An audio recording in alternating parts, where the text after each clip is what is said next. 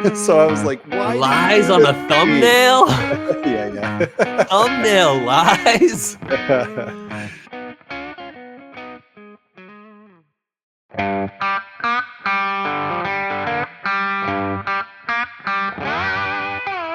Welcome once again to Chill Filter, the podcast where we drink whiskey so you don't have to. But you probably should.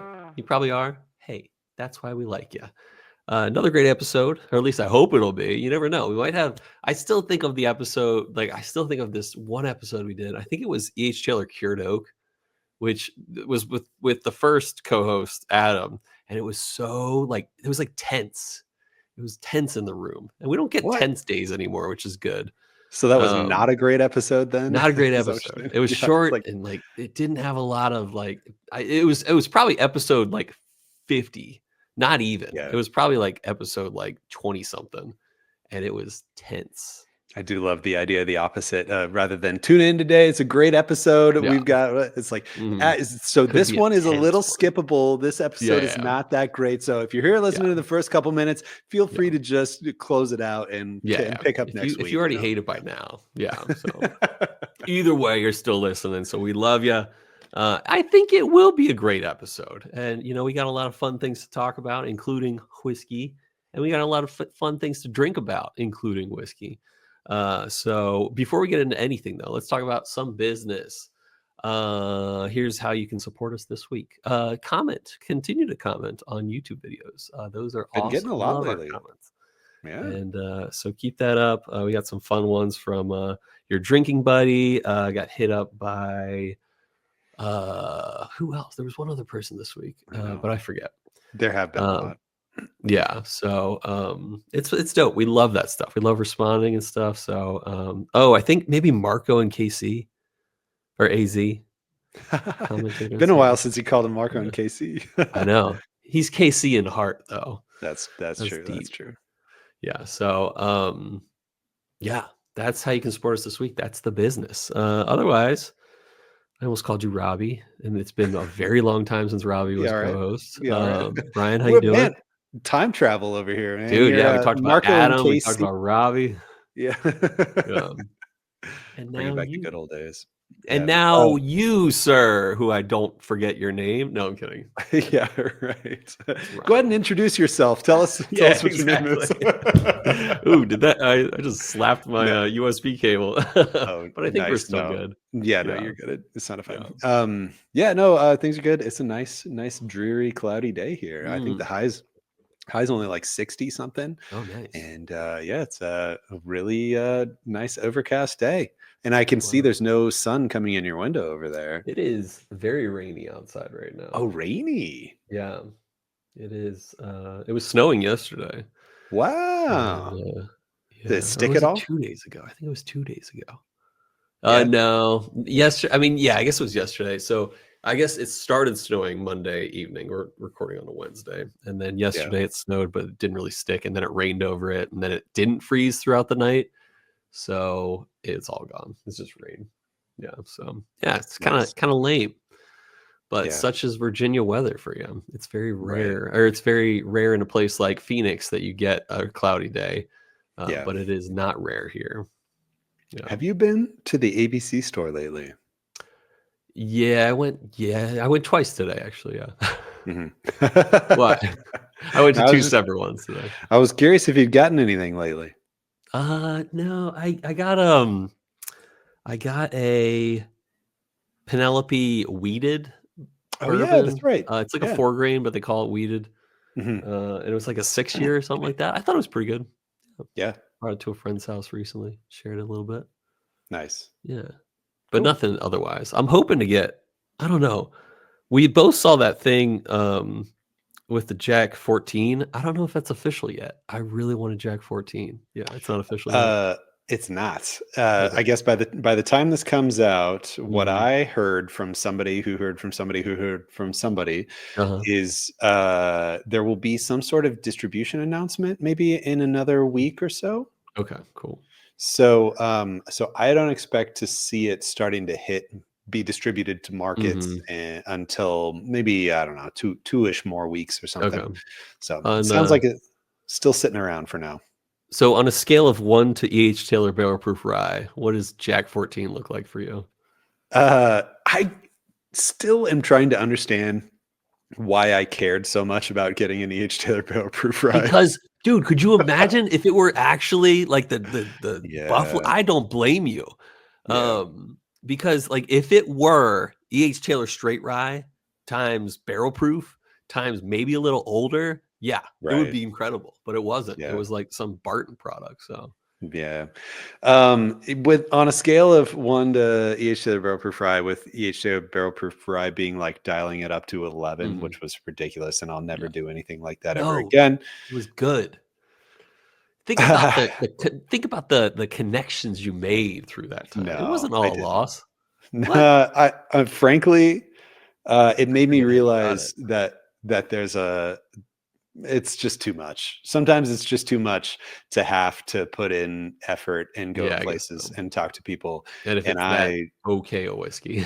yeah, well, I mean, frankly, even if it was, Mhm. uh, Phenomenal as we expected it to be. one of my favorite Yeah. whiskeys ever, I still feel like the amount of effort that I put in to try to find one of those was just way too much. So Yeah. that being said, I will never do anything like that ever again. Which, what I mean by that is I was driving to all sorts of stores. Yeah. I was taking way too much time. I was bothering people on the phone. Uh, Like it was just not the right whiskey person to yeah. be. So At Jack least you're nice. 14. Some people are not Well, nice. That's what I I know. realized. Like the ABC store, this is a really quick digression. The ABC store told me recently, at least some of their employees, they're like, there's a lot of bourbon hunters that come in, but you're the nice one. And I'm like, Yeah, yeah. I Like, I was know. like, sweet. I Yeah. know. Not that It's it'll important. give me any advantage, but yeah. Yeah, it is very important to be the nice one. But Yeah. anyway, I have my feelers in place. There are people who know that I'm interested, but I've Mm, also just taken 2 deep breaths and decided that if what I've got in place right now for people who know that I'm interested in it doesn't mhm. work out, then Yeah. I'll be all right. Yeah. I'll live to see another day, and that'll be all right. For sure. Is this like out of the upcoming releases, is this top for you, Jack 14? Easily, Yeah. easily. Mhm. I don't even know of anything else coming out in the next Yeah. 4-ish It's not months bourbon season. that I'm Yeah. even interested in at all. Yeah. Mhm. I got 2 12s, and I gotta crack Ooh, it. I finished the 10-year recently, like, I think it was yeah. batch 2. Nice. But I got 12 batch 1 and 2 up there, Fantastic. and they are good. Yeah. Yeah. And I can't imagine what it for I mean, like, good for Jack Daniels. I mean, they produce so much whiskey. It doesn't surprise me they have, like, well-aged stuff. Yeah. But yeah, And I they're would really like one of those. working on doing the older age statements too. They're trying to Yeah. bring back all the original stuff that Jack Daniels wanted to release or did release that were original age statements. So they're going, 18, 21. They're making their Jack way there. Daniels? And yeah. They're trying to get to a 21 year? Dude, I might have made up 21. I don't remember it's what the still actual 18? number is. Yeah, Yeah. absolutely 18 was on the Holy list. cow. They That's, they like, are gonna be up there with, like, George C. Stagg, in yeah, terms of, like, people want maybe even more. Yeah. I was gonna say, yeah, way more Yeah. I mean, actually. 18 versus 15, Yeah, but they have every intention to. It is on their roadmap Nice. to be Good for Chris releasing Fletcher. high Yeah. age stated products over the next couple of years. Yeah. See, that was the problem, is that they weren't doing things like this, and everyone was, like, poo-pooing Jack Daniels and being like, "Oh, Old Number 7 sucks," which it sort of does. I don't Yeah. wanna be too mean about it, but, like, I would not wanna drink Old Number 7, but, like, a Yeah. lot of the stuff they put out is great. You know, Um that Nana's Kitchen restaurant Mhm. in Tucson, Yeah. they did a really cool thing. They had Chris Fletcher come Nice. and do a talk at Nana's Kitchen, That's and so they cool. did a whole dinner, and they did a tasting and everything, and, no Jack 14, unfortunately, at the Oh, tasting. I know, that would have been insane. well, I Um, think the podcast, I think they got to try some, and I'm like, "Dude, so jealous." well, Should hit up the Grease. I know. I think they did too. That at least they released a YouTube video that said they were tasting it, and then when I watched the video, there was nobody tasting it. So I was like, "Why do you Lies do on this the to me?" thumbnail. Yeah, yeah. Thumbnail lies. Yeah. Wow. Infinite whiskey hack We lies. Yeah, should do our own thumbnail for this and say like, we got to try the, Jack Daniel's 14 and yeah. then see how many views we get. And then people I that know. hate us after that. Yeah. How many unsubscribes we get? Dude, I don't want that. You know what? I know. We've been picking up on subscriptions lately, I know. which is dope. Yeah. But The Jack I don't want to Daniels. be. Uh-huh. Oh, go ahead. Go ahead. Yeah, you were I on don't to want to be something. Go ahead. like we have to do giveaways to get subscribers. I want No. organic subscribers. But I'll sometimes it'd be nice to get to a certain level and then get more and more like exposure through the amount of subscribers we have. But like then again, they're not subscribing because they want us. They're subscribing because they wanted whiskey free or something. Yeah. Like that. I'll tell you what else. Well, honestly, the whole Patreon sub level with the drink alongs, it works that way. That got me going back when I was a listener. I was interested in getting that whiskey too. Yeah. There was some balance there of me enjoying listening to episodes, but also me wanting to try some cool stuff. So Yeah. Sometimes it's part of the game. But I tell you what, I don't want to do. What's that?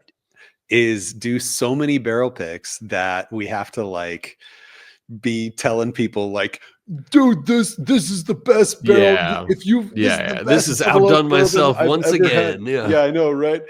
You're not gonna believe how good this barrel pick is, man. My barrel picks are the best. All of you need to buy this right now, please, because I'm on the hook for all this. And luckily we both see through that, where it's like, I don't want to buy your barrel pick, like, because I just don't. It's a level of trust, and it's not because like it's just you want to get rid of it, and not rid of it. You want it to sell, and right. I mean, not us, dude. Homeboy found North bottle, which these days hold up. Oh dang, yeah. Pre Whiskey World News here. Yeah, officially has our chill filtered sticker on it now. Boom. Or at least the logo. It's sold out in minutes. At least when we made it past our insiders. That's true. Yeah, it is. But delicious. That's not always going to happen. It's friggin' Found North. So. But we want to provide our people with the best stuff. Yeah. I only want to do barrel picks when they're awesome. Bangers. And you know what? If we have trouble getting awesome barrel picks because we don't do 9,000 other barrel picks throughout the year, then that's the way it is. Because I'm not about to make all our listeners buy 9,000 barrel picks throughout the year just to get Weller full proof. Yeah. Speaking of, no. You were saying something, then I cut you off. I wasn't I? Jack. Go ahead. Jack Daniels. You mentioned, they used to be not doing anything special. Oh, look at that! You can't get the chill filtered Found North pick down without taking a little sip. That's good. I like it. Yeah. Clink. Clink. Anyway, they weren't doing anything special, for the longest time, and then they started doing the special releases, and that is a really cool thing that they're doing, and they're doing the special releases throughout the year, and like Maker's Mark started doing the barrel finishing series, wood finishing series, but like the thing that gets me is what's Four Roses doing. Like I like Four Roses a lot. I love their products, but make some special editions, man. Like that'd be cool to get some like fun and interesting Four Roses. It would. Well, they do limited editions. Yeah. But once a year, very rare. But like they have so many cool things. Like, I don't know, like, Four Roses says like 10 recipes, and they can be like, let's just do like a 15-year, OBSK or something like that. And that's just, they should really do more age stuff, even though what they have is incredible. Especially for like, a standard distillery, like at least if you can get a single barrel, always good. But like, let's put some more age on that. But my thing is Woodford Reserve. Yes, they do some special stuff, but none of it's really hit. Like I've never had someone be like, dude, you gotta try this Woodford Reserve special edition.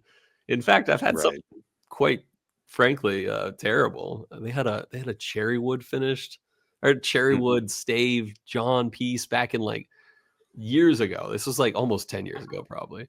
And it was trash. Dang. And I hate to use the word trash. I hate to trash whiskeys, but that one was a mistake and they should not have released it.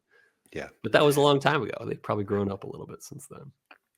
Hate to use the word trash because this makes trash. It trashifies the trash. Yeah, exactly. That stuff, like having no age statement on there, it just, it's probably like 4 years. I have no idea how old it is. But yeah, the Woodford Masters, whatever. They taste like 4 to 6 years to me. At least the two that I've had were just like, how old is this again?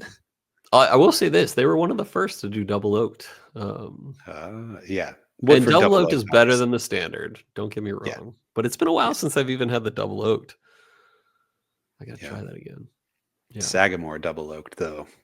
But you heard that? Yeah, dude. Yeah, I mean, double oaked can be great. You heard what makes Woodford special, right? I know I know, but I don't know. So please tell me. It's like I think it's sort of like A. Smith Bowman, where they like do a second or third distillation round in a copper pot still. Really? But I don't think they distill on site. They might a little bit at Woodford, but I think it's Brown-Forman that makes their stuff, and then they just do a last round of distillation. I might be wrong, and don't quote me on this. But then also the funny thing about their single barrels. No, here's what it is. If I'm remembering correctly, they do some on site, and then Brown-Forman does some too. Same mash bill and everything. So they'll send it to Woodford, and then they'll mix like 1 or 2 barrels with like a bunch more of Brown-Forman, and then they'll age it. No, I'm sorry. They won't age it after that. They will mix after the aging.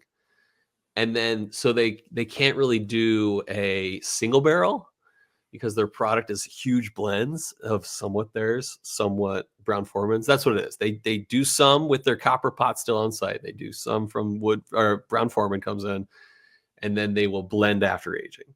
But then they can't really do single barrels unless they're double oaking. So that's why you'll sometimes see double oaked single barrels, because technically it's a secondary barrel of the process. So they can say single barrel because it came from the double barrel. So that's a whiskey lesson to remember, friends. Well, it's kind of like, it wasn't easy to find, from what I remember. Yeah, kind of like Found North single barrels too. You know, it's a blend, but it's finished. It's like it's blended and recast, and then that recasting, the finishing, is the single barrel. So yeah, totally get it. Yeah. So what are you entry buzzing on? Yes. So today we're drinking Bardstown Discovery 12. Nice. So I'm entry buzzing on Bardstown Discovery 11. Hey. Hey-o. So I'll keep a little bit in the glass as I'm drinking through, because I like, these are different products for sure. These blends, are quite different. But my question that I want to answer for myself today is, and hopefully I remember to say what my answer is by the end of this episode, is which do I like more? Which do I like more, 12 or 11? 12's been getting a lot of notoriety lately. A lot of 11 did too. In the forest. I don't know. Every day when you go into the forest, you hear a little wind whispers. Try some Disco 12. Yeah. So what are you drinking? Hearing. I started off with Tin Cup 14. This specific release, I don't know if they get much different, but this specific release is Mount Sneffels, because they're naming every batch after a 14er in Colorado. Yeah. That was batch 1 though, right? Because you've had batch that 1 was Mount Evans, I believe. Oh. I might be wrong. No. I think batch 1 was it might not have been Evans. I think batch 1 was I forget. Well, but the year that you got yours, that wasn't the first year then? No, that was, but I forget what it was. This is a secondary bottle that I got recently. Yeah. Oh, you're already making your way through a second 10 Cup 14. But this is batch 3. So yeah. Ooh, nice. That's cool. Yeah. So I forget. But yeah. You ever been to Colorado? Oh, many times. Yeah. Oh, for sure. What do you do out there? Ski used to be all the time. You're from Kansas. Yeah. I mean, driving across, what is it, I-70, all the way west 70. to into Denver. Yep. Ski trips with groups, but also, we'd do family vacations out there, and we'd go to Colorado Springs and do the Pikes Peak, is it? Pikes Peak, baby. Cog Railway, Yeah. Garden of the Gods. Garden of the Gods, baby. Do all that kind of stuff. Yeah. I used to live there. Springs? Yeah. Oh, cool. For like 5 years, probably of my life, I lived in Springs. What took you there? Where'd you work? What'd you do? That's great set of questions. So when I went to college, I was the 4th of 4 kids. And my parents were like, we're up and moving to Colorado. So I grew up in Philadelphia, and my parents were like, we're moving to Colorado Springs. And so the first time I went there, it was the summer of 2009. It was after my freshman year in college. So I spent the summer there, worked had some work there. I worked at a math tutoring center. Shout out to Mathnasium Briargate. Nice. And then after that, I moved to Texas right after that. Decided not to live in Texas anymore 6 months later, and then moved back to Colorado Springs for like 9 months. Okay. So this is over a year at this point. I've lived in Colorado Springs. And then I moved back to JMU, finished my degree at James Madison, but spent didn't live there for a while. And then when I first moved to Boise, where I really got to know Robbie, that lasted only so long. And then my wife and I, we weren't even married yet. We both moved to Boise and then both moved to Colorado Springs. And then we got married when we lived in Colorado Springs. We got married in Virginia. And then we lived there for over 3 years that time. Nice. So, yeah. Cool. Nice. Yeah. And I worked for, at the time, a radiology facility out in Colorado Springs. Yeah. So, and I studied for my actuarial exams. So, Well, I was going to say, were you an actuary then? What is an actuary? Okay. So you, what'd you major in? Undergrad was math. So you took your math but then when I went back to radiology school at Wisconsin, I got an actuarial science certificate. So you had the actuarial science certificate when you were working at the radiology place? No, because that was years before. It's a lot. I think I get it now. Cool. Yeah. Nice. But Colorado Springs is dope. I mean, actually, I can't say that. I liked certain people there, but it is very lame. And I'm going to say this, and I'm going to hurt some feelings, but there is a bumper sticker out there that says "Keep Colorado Springs lame," and I got behind that because here's the problem. I'm not a skier. I'm not a hiker. I am a person that can enjoy a good local coffee shop. And now there's some, but like Colorado Springs, when I lived there, was a lot of Walmart and Applebee's. And I wanted, and there were, don't get me wrong, I had to search, but there were some good coffee shops, like local coffee shops and local, joints of, food and stuff like that. But I had to work for it. And, but like everything else is like Walmart and Applebee's, but they have improved since I've left too. I've go and visit, and like, there's some breweries, really great breweries out there now. But it wasn't my favorite city that I've lived in. The views were unreal. I know, it's always been great to vacation to drive into and spend a weekend or whatever. Yeah. Yeah. If you ever want to do that, with Sam and your sweet Emma, my parents are like the most hospitable people in the whole world. I know you wouldn't take me up on that, but in case you ever thought about it, don't even double think about it. Like they will be like, dude, your friend of Cole's is a friend of ours. We got 3 guest rooms downstairs. Nice. One for you, one for Sam, one for Emma. So better get to see some sweet old Cole home videos. Oh yeah, and plenty of pictures of Blondie Cole when he was less than 5, and nice. Yeah, she'll throw down if you asked her. Throw down. So, yeah. So yeah, I've lived a lot of places, and that's that. How are we doing on time? Oh crap, we're going long again. I was like, when you were sitting there going, what else? cool. What I else was like, talk about? I was like, I know he doesn't know how long it's been. Yeah. I was like, we're at 18 minutes at this point. Nope, sorry, listeners, you're just getting involved in Cole's life a little longer than you intended. Let's switch it over to a segment that we call history. But before we talk about the history of this bottle and drink this sweet, sweet bourbon, let's send it to a quick break.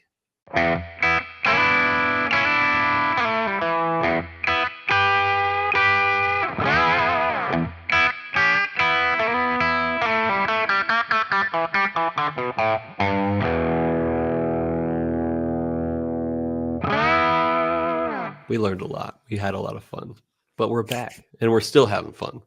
Where we're drinking today is Bardstown Bourbon Company, Discovery Series, number 12, batch 12. This is not our first Bardstown Bourbon Company whiskey we've done on the podcast. When I thought about it, I was like, I know we've done one, but then I looked it up and we've done 2. It's episode 189. We did Discovery batch 4. And then episode 254, we did one of their collaboration series bottles, which was a blended rye that they worked together with the West Virginia Great Barrel Company for. So this will be our 3rd BBCO episode. Okay, so let's talk about the background of the distillery. It's actually really interesting because Bardstown Bourbon Company is not a old distillery, but they are a huge distillery. Like they are, if you go to their headquarters, in Bardstown, like you go to their distillery, it's enormous. And the amount they're putting out. I've heard it's gorgeous too. Gorgeous. Oh yeah. It's state of the art. Yeah. Like it's, if you even just go to their website, you'll see how beautiful it looks. But they were founded in 2014. So only about 11 years ago.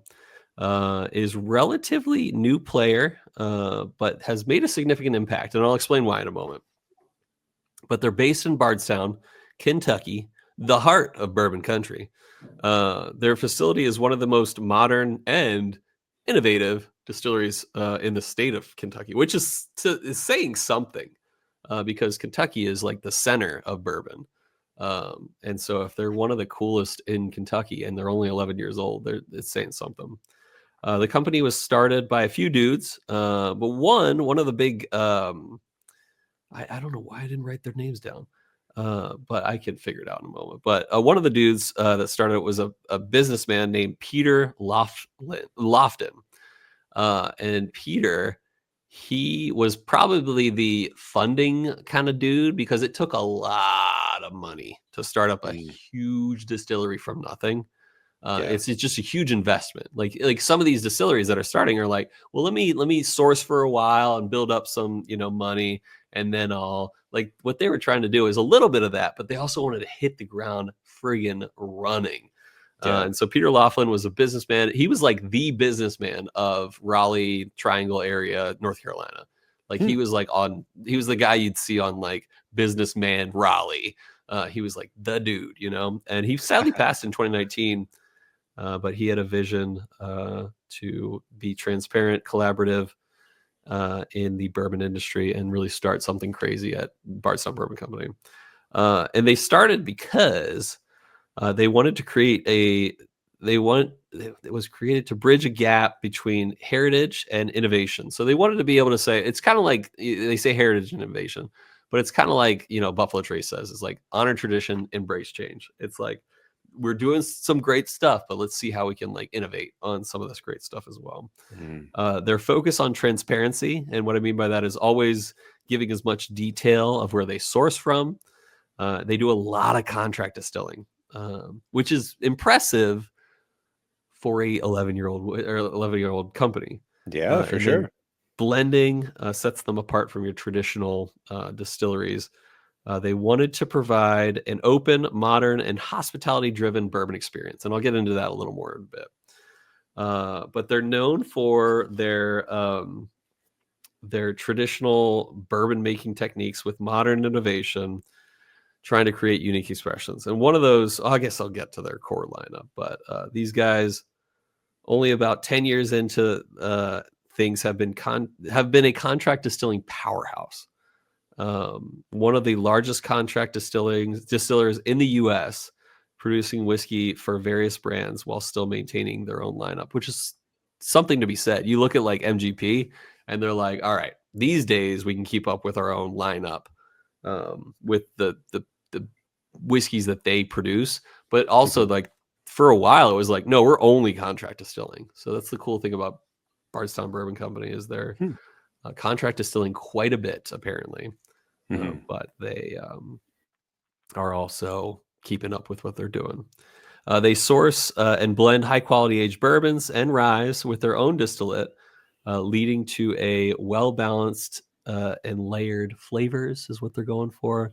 Their distillery is state-of-the-art on-site, and they even have a high-end restaurant on-site apparently. That's so cool. They're going for this like immersive visitor experience, setting them apart from like traditional distilleries of like, like if you go to Buffalo Trace, you're not going to go to a cool high-end restaurant on there. If you go to like, Willet or something like that. Anyway, yeah, I feel like their core, you said hospitality driven. That makes perfect sense. Like, like I can see that. Like it's part of their whole deal that they want you to feel like you had like an awesome experience. Yeah, exactly. And which reminds me is that Buffalo Trace has their like lodge, and I'm like, one day I'll stay at that lodge. You know what I'm talking about? Oh yeah, I do. Yeah. It's like only for special things. Yeah. Anyway, their core whiskeys are their Fusion series, which is a mix of Bardstown Bourbon Company's own young distillate and sourced aged whiskey. So it's a blend of theirs and others. That's why it's called Fusion, trying to balance between youthful and mature flavors. On the other hand, there's Discovery series, which is all sourced blends of whiskeys. Nothing. Well, actually, I can't say that because even what we're drinking today has a little bit of Bardstown Bourbon Company in it. But the goal of the Discovery is like, or like the main thing behind Discovery is like mostly other companies. Featuring a blend. Yeah. And usually it's high proof whiskeys with complex profiles. On the other hand, on the far end of the spectrum is the Origin series, which is 100% Bardstown Bourbon Company produced bourbon and rye, just showcasing what they're putting out themselves in their distillation and maturation. So they do also do collaborative series, which is when Bardstown Bourbon Company partners with brands like Pfeiffer Pavot Wine Cask or the Prisoner Wine Company, finishing their bourbon in unique barrels and stuff like that. They've worked with the West Virginia Great Barrel Company, and recently I've even seen Amroot they've worked with to get some of the Amroot barrels. Which is kind of cool. They also do single barrels, which is to be said. They do have their core lineup, but they do single barrels. And I just said they do single barrels. Oh yeah. So don't buy them. Buy the regular single barrels. Yeah, definitely. Yeah, I think their goal is really to build up on their own brand. They're producing so much whiskey right now, and like have been for the past 10 years. And I think the Origin series is going to be kind of the top of the line soon, not at least increasing in every year, like getting better every year, because they are usually aging a lot longer stuff now. In fact, what we're drinking today is a 6-year, it has a 6-year component from Bardstown Bourbon Company. But they seem to be doing pretty well. They did get bought out recently in 2022 by Pritzker Private Capital. I had no idea. But they said keep everything as it is. Like we're just gonna buy the brand. They said that all the management and everything stays the same. Nice. But Pritzker also bought Green River Distilling, so they're kind of sister companies now. So. And I think Green River is also around, I might be wrong, around Bardstown, but I might be wrong. I have no idea, actually. Bardstown Bourbon Company, Discovery Series 12, what we're drinking today. This 12th batch of the Discovery series was sourced from 4 different places. One of them was Bardstown Bourbon Company. In order from most age to least age, there is 48% Kentucky 14-year rye recipe bourbon. There is 29% 10-year rye recipe bourbon, but a little less rye than the first. And then we also have 15% 10-year rye recipe bourbon, but a little more corn than the original or the other two in the rye recipe bourbon. And then lastly, we have a 8% Bardstown Bourbon Company 6-year 4-grain bourbon. It's got rye, it's got wheat, it's got mostly corn, and it's got some malty bees. It is 115.2 proof, and this batch has received a lot of attention. Whispers in the woods, as they say. Yeah. Excited to try it. Retail for this was $140. So let's sip it. Real quick. So they obviously are contractually obligated to not disclose what where they sourced from. But that 14-year 48% makeup, so 48% of the blend. 48% of the blend is this 14-year. It is a 75-13-12, which is wait. I don't know that one. I know 72-18-12, or 18-10. So you didn't hear me at all? No. It's Jim Mathwig. I mean Jim Beam. Jim Beam. I like Jim Mathwig. Shout out to that man. Cork pop. Speaking of cork pops, what a beautiful man Jim Mathwig is. He is the American Paul Hogan. Just saying. And like a lot. Paul Hogan doesn't look great these days, but like in Paul Hogan's prime. So shout out to Jim. Hey, and Jim, we got your flask, and I'm gonna send that out soon for being a 25-tier baller. Very good. It's gonna be maybe filled with some goodies, but we'll find out in a moment. Yeah, maybe it'll be a doo-doo single barrel. Maybe it could be a doo-doo single barrel. That should be our next single barrel, the doo-doo single barrel. Yeah, that'll sell. Do it with something like Found North. Just to be like, it'll sell. Let's see if we can try to make this not sell. Dang it! It all sold out anyway. Yeah. About the same color as Discovery 11 here. Okay. But yeah, it is a beautiful kind of, there's a nice like light, still kind of a hay yellow color that's keeping it a little light, but it is a beautiful caramel though, that's for sure. Yeah. It's got 4 grains in it, but it's mostly corn and then mostly rye. Oh, you know what I just realized as I take my last sip of 11 is Discovery 11's majority component is the same 75-13-12, presumably Beam. Nice. And I will say the 11 does taste very dusty peanut beamy for me. So going into 12 here now, finally. On the nose so far, I'm getting a lot of alcohol vapors. Getting a little oak. I don't know if I'm getting peanuts yet on the majority component that we assume here. But let me keep going for some nose action. Yeah, nope, no peanuts for me. It is light and a little ethanol-y. You ever had dried raspberries in chocolate? Not dried raspberries in chocolate, no. But like dehydrated raspberries, you ever had them? I'm not sure I have, actually. Well, this one's not for you. No, this note is not for you. That's all, folks. No, that's all I got for now. But yes, listeners, if you've ever had dried raspberry, it kind of smells like dried raspberries. A little bit. Kind of tastes like snozberries. Yeah. So it does stay. I just sipped now. It does stay dry. There's not a lot of richness going on here, but and it is just a smidge hotter than I want it to be. But there's a lot of maybe if I had 2 other pours earlier today and then I was drinking this, I wouldn't be noticing all that heat and stuff. Yeah. And so maybe I'm just not as primed as I should be right now. But behind again, just a little bit of heat is a nice like honey backbone. It's kind of like a dusty old honey, but again, it's not very rich. Kind of like how, a dry wine relative to like a Yeah. juicy wine. This is Mm-hmm. more on the drier side. But there's definitely more to unpack here that hopefully I'll get some subsequent sips. But and yeah, the nose just there was nothing too flavorful on the nose either. The nose just stayed light, but not so huffable because of that Yeah. ABV extra on there. That's a good point. I'm not in love with this first impressions. And like I said, I heard a lot of people that were like, you got to try, Discovery Batch 12. It is dry. Yeah. It's hard to kind of pull out notes, which doesn't always mean bad, but I think the dryness kind of soaks a lot of the flavor out of it, in a weird way. I'll give this a little more chance, but I'm not loving it thus far. It's kind of bland to me. I also know you're not big on when there's like too much oak usually. This is I feel like if there's a primary note here for me, it's a dusty old dry oak for me. That was a nickname in college. Dusty old dry oak coal. Yep.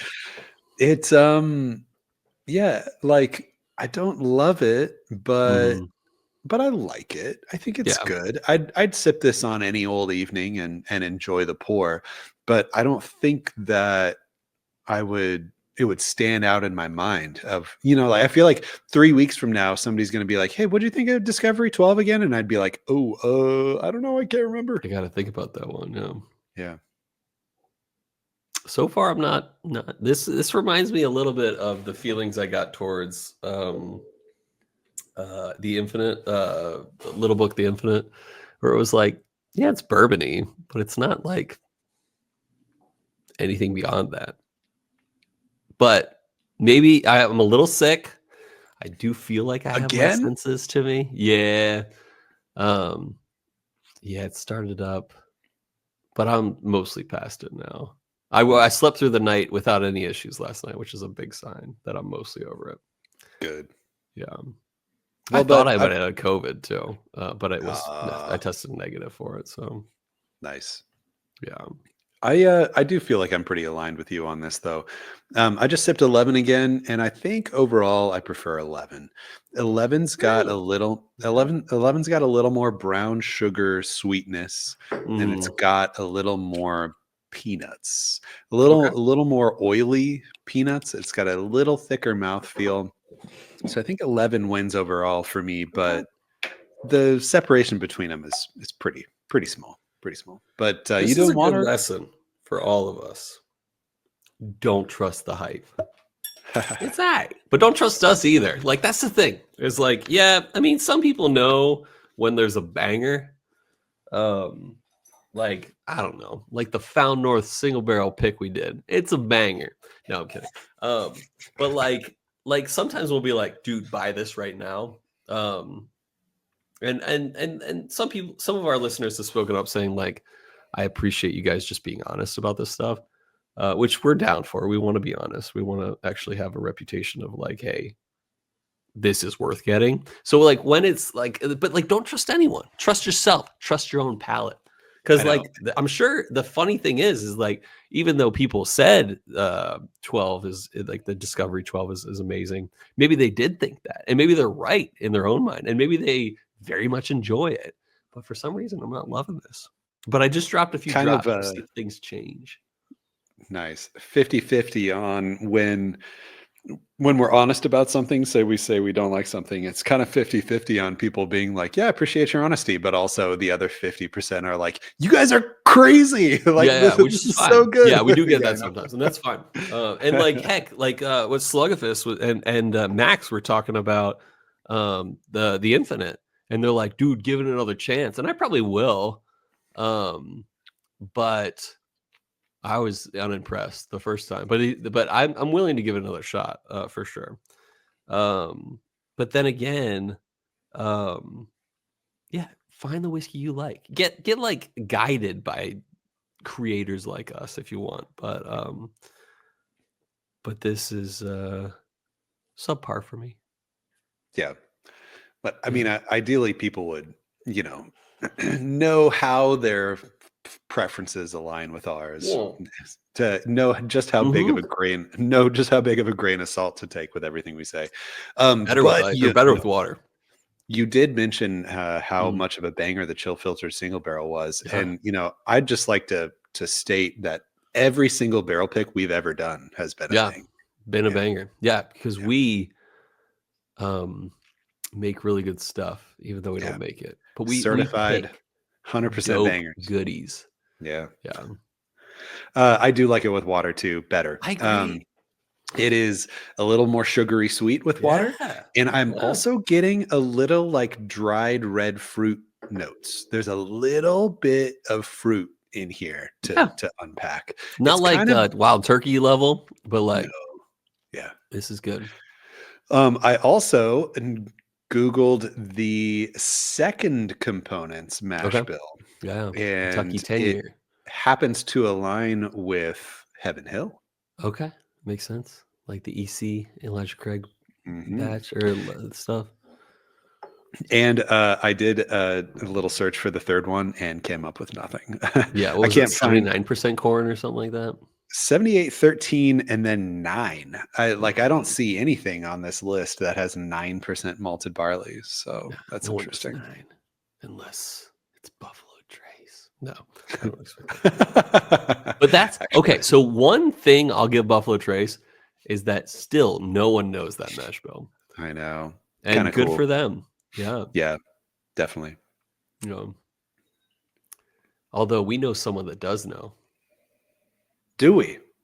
David Bach at Ace McBowman.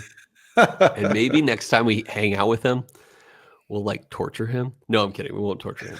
But we'll at least be like, maybe we'll just get him drunk and we'll be like, David, don't mind my Nashville number 1. Don't mind my phone in my hand right now. Yeah, exactly. I'm not taking anything down. I'm not recording anything. But seriously, what's up with Nashville number 2? Yeah. No, he wouldn't give that away. Yeah. But that'd be cool. What a dude. I loved that episode. Plus that tour was amazing. Yeah. Well, maybe we'll do that again one day. I'm excited to do that again sometime and hopefully get the audio a little better. Yeah, and now we have better not only microphones but also better cameras now. So we'll look even more profesh. Which we are. We're totally profesh. We're the most profesh. I know. Yeah. No one's more profesh than we are, spending 28 minutes in the intro to just talk about random crap. Yeah. But that's who we are, Brian. That's who we are. I do love that. I much dig the sweetness on this is a step up. Like I give it even like 0.5 points on the the rating scale. Like it improved with a little water. But let's add some ice. Let's find out. Well, and actually, I was going to say, just to make sure I'm not crazy, I just poured a little more for ice, but I'm going to take one more neat sip out of this first before I put Okay, gotcha. One more neat sip, just to go back to neat to be like, really? Was it really that much better? Yeah. Dude, this ice is sweeping around on me. It's evading my grasp. But now I got one. Shout out to my boy, Josh Benton. I never mentioned this guy. When we were kids, we would be like we were very chaotic in our sense of humor, which I still am. But together we were bouncing off each other pretty well. Nice. And Josh taught me the escape plan of like, if you're in a bad conversation, you just like jump off the wall, like they grab the wall and bounce out of the room and be like, evasive maneuver 6. That does sound like something that you do in high school. Yeah. Dude, I was that kind of kid. Yeah. But luckily by my senior year, people liked me a lot. Like people, I wasn't exactly popular, but I think everyone liked me. Nice. But that wasn't always the case. Everyone. Yeah, dude, people loved me in freaking high school. No, I'm kidding. Not everyone. It was because I started to I was depressed out of my mind is really the answer. But I started to not care at all. And that was a symptom of the depression. It was like, I don't even care what people think of me anymore. Yeah. And I think that actually benefited me quite a bit. Yeah. You know, we'll unpack that another time, but you got to sip exactly. this. Oh Please immediately, please try this ice. Okay, cool. Yeah, it is like actually worth trying here. Definitely more oaky, more sweet oaky. Best pour yet. I can't believe the viscosity change with ice. What do you think about it? Is it thicker or is it thinner? Definitely thicker. Yeah. Oh, in your mouth? It is thicker with ice in the mouth. Getting a little thinner. Really? There's a little bit of a slickness or like a stickiness to it, like almost like a light honey. I guess you're right. I do see like overall, like I can see like the viscosity increasing. Well, don't let me convince you, but overall, I think everything is sugary, is more sugary sweet and thicker mouthfeel. I think even the nose smells like sugary oak. The nose is just like a dessert right now. Yeah, I can see that. I actually trouble with the ice pours. You never know how much your co-host put in there ice wise. Excuse me. But you're right. We should weigh our ice cubes before we put them in. We should totally do that and like keep it in the freezer, like a side freezer next to our desks or our tables, and be like, make sure it doesn't lose too much to sublimation. Actually, if I just ship you my ice, then we'll both have the same ice. Yeah, exactly. Because we don't want to get like I don't want to have more ions in my ice than you have in yours. Precisely. Yeah, same like salinity and everything too. Yeah. Got to keep it up. So do you prefer the neat pour? No. I mean, I'm sorry. Do you prefer the ice pour? I was like, how did you get there? Do I prefer the ice pour? Yes, I think I do. I think I am ice, then water, then neat on this. So if you're sitting there and you're listening to me talk and you're like, this dude is crazy, maybe give it a shot because, I do think that it is a fine whiskey, neat, but I actually do really, really enjoy the amount of sugar that the ice brings out on this. Give it a shot. I will say this. I prefer the water pour to the ice pour and then the neat pour.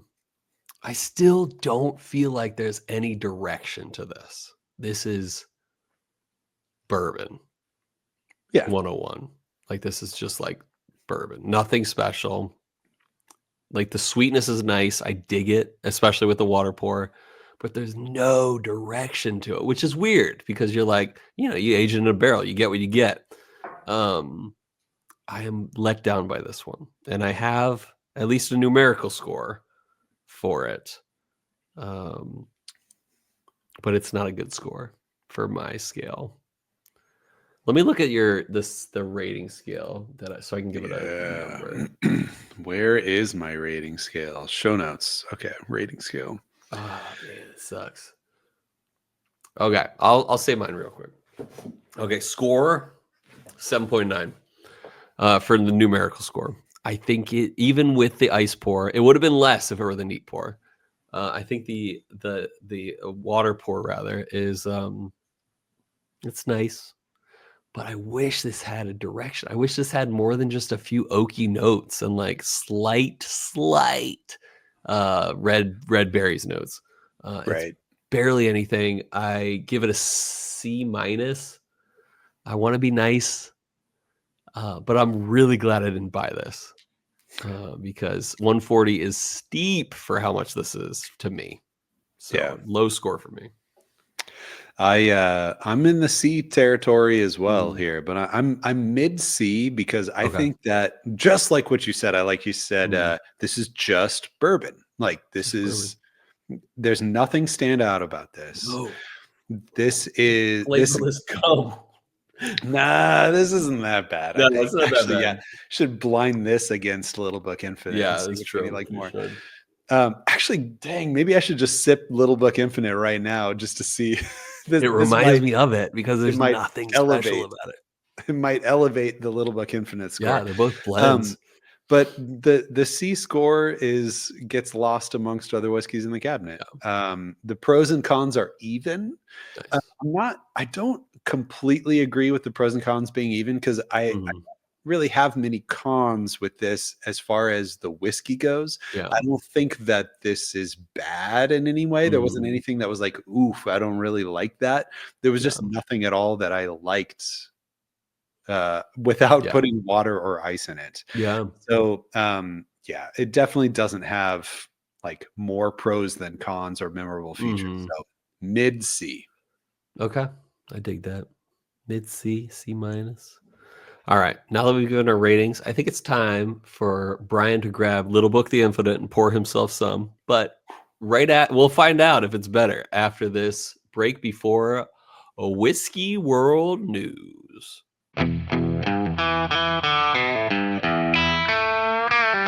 All right, welcome back, everybody. This is Whiskey World News. I did not credit the article author here or the site. I'm pretty sure it was just some like local Tennessee news site. But anyway, what they said was a barrel house partially collapsed at the Jack Daniel's Distillery in Lynchburg on Monday. The reports say that the collapse occurred about 5:40 a.m. and the Moore County Observer received the following quote from Brown Foreman. Overnight, there was a partial collapse of the Jack Daniel Distillery barrel house in Lynchburg, Tennessee. No individuals were inside the barrel house at the time. There were no injuries to any employees. We are working with the distillery and local officials to assess the damage. Says the most generic statement ever from their most generic Scandinavian name ever, Sven Jansen. I like that name. That's cool. Yeah. Anyway, Jack Daniel's barrel house collapse. Yeah, I assume you heard about this. Yeah, I saw it today, and it was kind of like not a big deal, or at least not like well reported on. I wonder how many barrels had an issue. Yeah. I don't know absolute number, but I definitely saw a figure somewhere that it was like somewhere around 10% of barrels actually were affected, and they were able to move that specific house. Exactly. Okay, gotcha. And so they were able to, like 90% of barrels survived, and they were able to just put them off. Sounds like tornado surviving to me. You know what I'm saying? That's what I was excited to talk about. I feel like everybody's been teasing about that, you know, like the collapse release, the rickhouse collapse release or something like that. Like, which did it say which barrel house it was? It wasn't like Coy Hill or anything, was it? Oh, no way. If it was Coy Hill, the news would have been just insane about that. Which actually, by the way, I meant to say this earlier. You mentioned Old Number 7 a couple times. Yeah. And when I started talking about Nana's Kitchen and how they were doing that event there, one of the interesting things that probably Patrick asked was, if you hadn't done the Coy Hill special release, what would have happened with all those Coy Hill barrels? Love it. And he said they would have just gone into Old Number 7. Wow. But he's figured out that like Old Number or Coy Hill sells, and so might as well just turn Coy Hill into a barrel-proof machine. I know, right? And a highly coveted release. Wait, you were there? I guess I no, I didn't. I didn't go. And he said, I didn't go. Cool. I didn't know. I think Marco was saying like, "Hey, we got a really cool event. Can anyone make it on this day?" And everyone who said yes, I can make it on that day, is who he secretly disclosed to that it was going to be this like really cool thing with Chris Fletcher.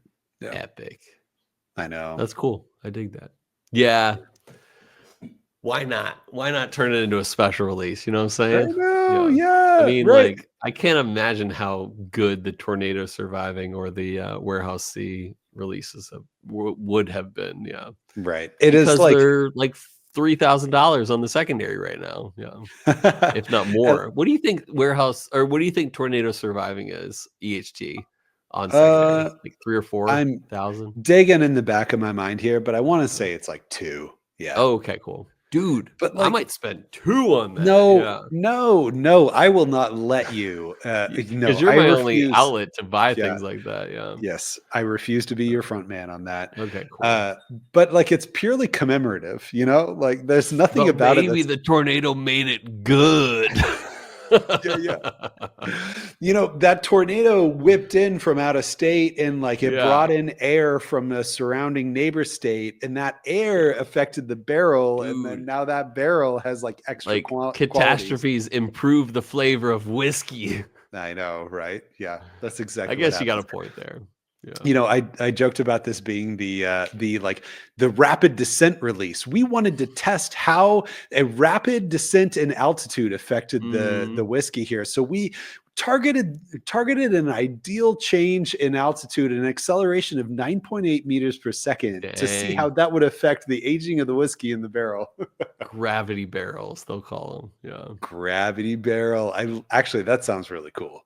It does sound cool. Yeah. Okay, fine. I'll let you spend $2,000 on that. I don't know. Like, there was a tornado in what is it? What E.H. crap Taylor. is Lexington, right? Oh, yeah. And dude, like it was like touched by an angel. The angel being a tornado. Yeah. I bet it was good. But then again, I've never heard, I've only heard it was incredible. But then again, it's an E.H. Taylor special edition. But I don't know many people have had it, except for Brandon Hunt has had a bottle of that at least. Of course. But I don't know if he's actually sipped it yet. I think he's just had it on his shelf. I'm not going to trust anyone unless they did it in like a blind or something. Yeah, that's true. Because like as commemorative as it probably is, like I'm assuming, it's probably just like an E.H. Taylor single barrel. But what it is at cast strength, right? Or is it at 100? No, it's 100 proof, I think, is the tornado surviving. Yeah. Sounds to me like it is a blend of select single barrels that were touched by an angel tornado. Yeah. But think about it. That angel was pretty cool. Sure. Yeah. Let's see. I got it right here. I got the Buffalo Trace's website up. It is 100 proof. 100 proof. 100 proof. Does it say anything about angel tornadoes on there? It does say in the reviews by one spirit journal, Paul Pacult Spirit Journal, says, quote, utterly decadent and voluptuous. So that's how you know. That's how you know it's just like a tornado, voluptuous. Yeah, it's just like the tangential touch of a tornado. We'll turn that into a voluptuous. Yeah, this is getting too ridiculous. So I will move on to what whiskey would you choose? Wait a second. Let's take a moment here. I'm on this website. Okay. And we got E.H. Taylor and all that crap. But we haven't had a new release since Warehouse C. I mean, technically, okay, so on their website, it's almost as if, I might be wrong, that they didn't consider E.H. Taylor's Barrel Proof Rye a special edition. And I mentioned this on the special, or on the E.H. Taylor Barrel Proof Rye episode, that they kept it separate from the special editions, as if almost they're going to do a yearly release of the Barrel Proof Rye. I might be wrong, but on the list of special editions, it stops at Warehouse C after 18-year marriage. What's going on, Buffalo Trace? That's all we got to know. So anyway, moving on to what whiskey would you choose? Yeah, what's going on, Buffalo Trace? We will never know because we know they're very good at keeping secrets. Yeah. Mm-hmm. All right, what whiskey would you choose? We asked you. Are you entering the Peregrine 2024 lottery? We didn't have a lot of data yet, but yes. I know, right? I just put this on Instagram like a couple hours ago, but let's see where we're at right now. Yeah. And where we're at right now is a majority said, yep. We got 50% on yes right now, but we've got 40% on I wish, but I'm priced out at $225. Yeah. And then we've got 10% on no, not interested, etc. And At least the one I know of the 10%, he said he's Canadian, so he can't get it shipped to him. Exactly. So, yeah, I know, right? We've got some out of US people here on the which is wishful sad distribution. It is Canadian whiskey.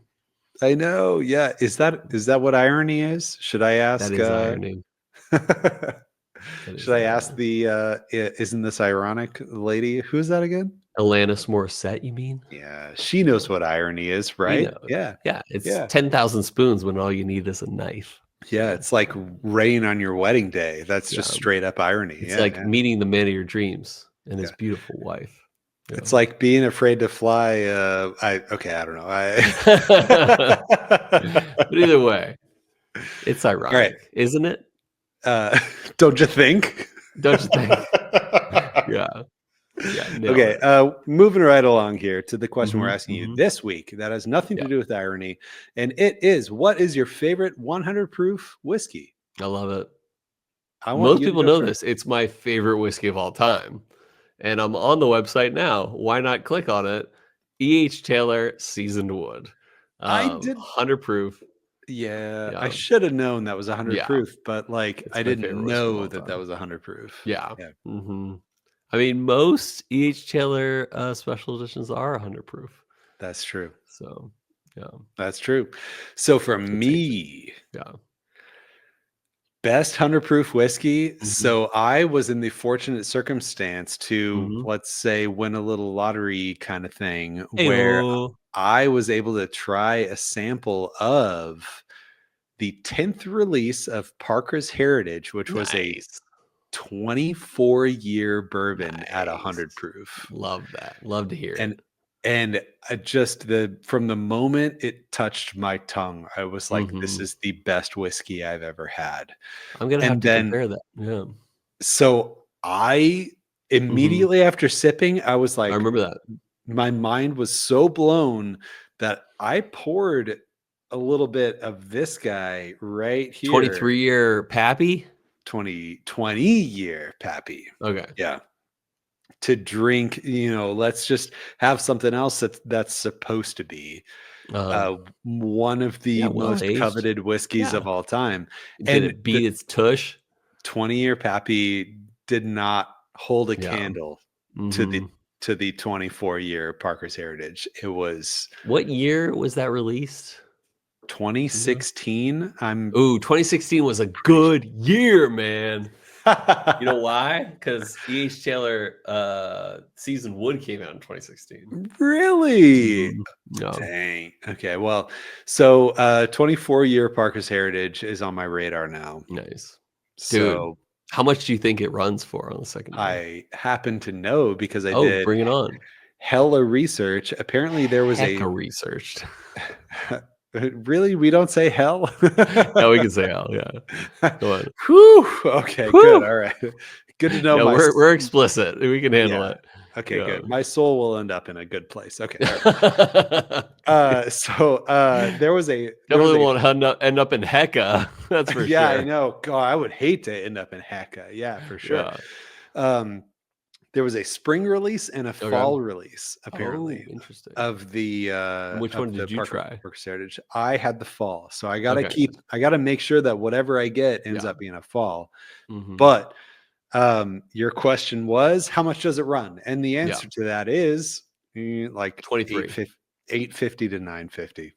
Oh, that's it? That beats Seasoned Wood any day, man. So frankly, that's what I said too when I saw that. I was like, bracing for this to be 1500 or something. But yeah, so maybe someday if I need a reason to celebrate and buy a ridiculously expensive celebratory bottle, I might do that. How about this? You buy yourself a Parker's Heritage 24. It's fall release, and you share with me, and I will share with you my Seasoned Wood. Okay, deal. So that gives you much more incentive to get it. So deal. Yeah, you have 24 hours to renege on that, but nope. Let's do it. Okay. All right. Let's do it. Okay. But I need to see it. in my hand and your hand at the same time. Oh, it's okay. So I have to put it in my carry-on, or not carry-on, my checked luggage. No, I'll trust you. I need to see the sample in my hand at least. Yeah, You'll see the sample in your hand. Sounds good. Yeah. That's a good incentive for me to open that bottle. I like that. That's good. Yeah. That's good.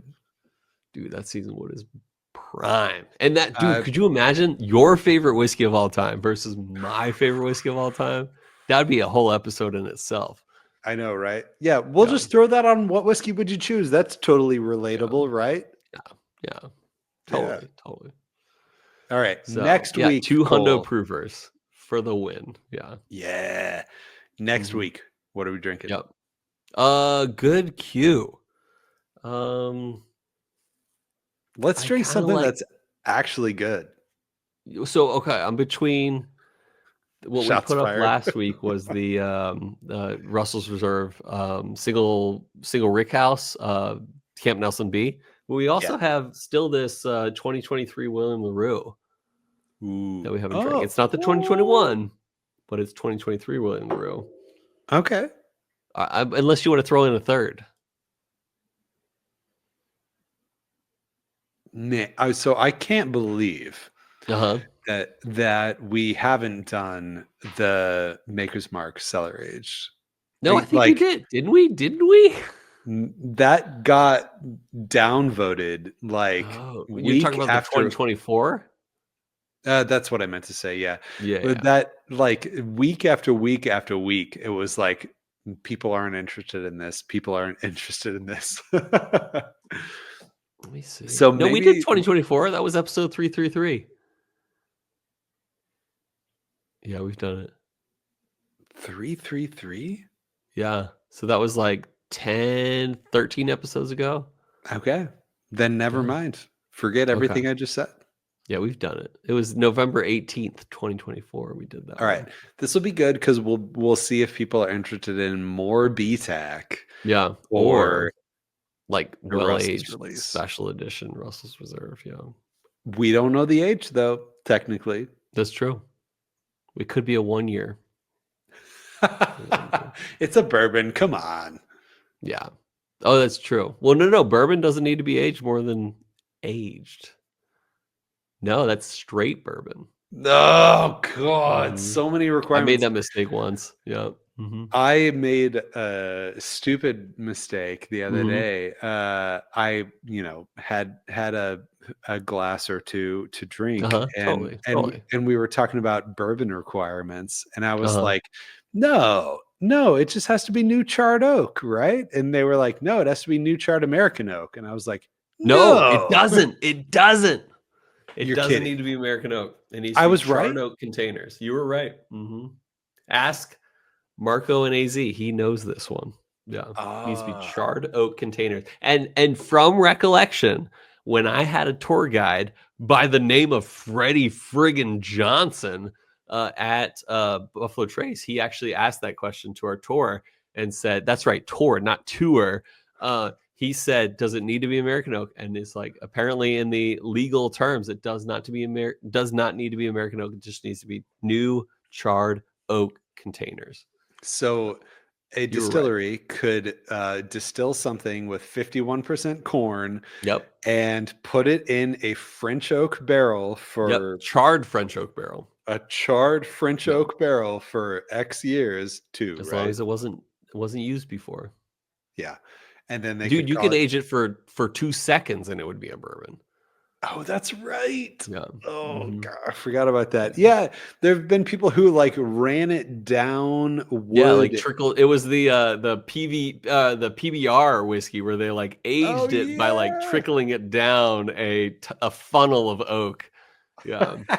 It technically touched oak. That's correct. Yeah, it touched oak. Yeah, so it was whiskey. But that wasn't bourbon, for the record. That's ridiculous. Yeah. Statistics man, what I need you to calculate the statistics on for me is, there are only so many molecules in that liquid that's trickling down a stave.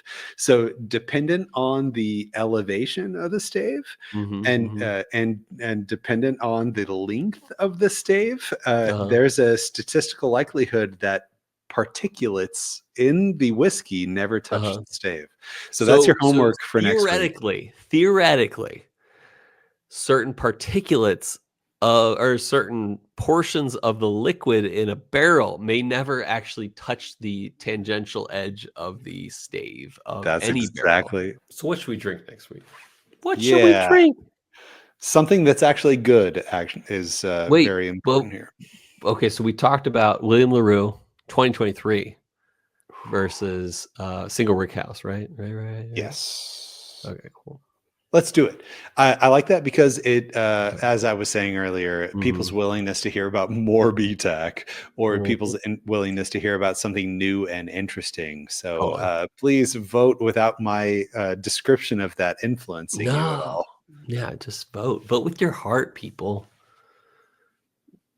Yeah, just do what your heart tells you in the moment. And I want everyone to look up on YouTube Crazy Lakers Fan. Which is one of my favorite videos, and it's this guy that's like, it's fake, of course, but it's this one guy that's like, hey, yo, Kobe, and he basically is like making this plea to Kobe Bryant that's like, hey, like we could be each other's lover, but it's kind of like it develops more and more into like, wait, this is, I think I've mentioned this before on the podcast. I think but so at the too. end he's like, hey, yo, but not in a gay way. But it's like obviously like a very gay way, which is fine. But it's funny to me. I love that. Crazy Lakers Fan. Look it up on YouTube. I hope people vote with their hearts on our Instagram poll. Yeah, I hope people do what their bodies tell them to do, like the Crazy Lakers Fan. And I hope everyone knows that if you're traveling to Colorado Springs, you can hit up Cole's parents and stay with them. Yeah, dude, hit them up. Hit me up first. They got to have a warning. But hit them up. Dude, they have the killerest view of Pikes Peak. Like, it's like one of the best views in the whole city. I mean that. Like, they bought their place just based on the view. And they were like, we're going to downgrade, or we're going to downsize for our home now that we don't have any kids. But they bought this home based on the view. And I was like, how did you buy that house at that view? It's just incredible. But I hope that my parents are awesome and doing well, and my dad's doing okay with his cancer treatment and stuff like that. So, dude, I also hope your dad's doing well with his cancer treatment. Very important. Seems to be all right. Yeah, but most of all, listeners, not let's put the little most of all to my dad's cancer treatment. But second most of all, listeners, I hope that our love of whiskey lifted your spirits.